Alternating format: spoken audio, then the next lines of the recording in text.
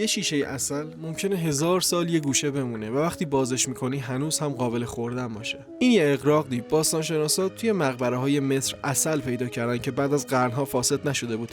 دلیلش هم ترکیب عجیبیه که عسل داره. عسل رطوبت تقریبا صفری داره، یعنی جایی برای رشد باکتری‌ها باقی نمیذاره. از اون طرف زنبورها با آنزیم‌هایی که اضافه میکنن محیط عسل رو اسیدی میکنن و این اسید ملایم عملاً دشمن میکروب‌هاست.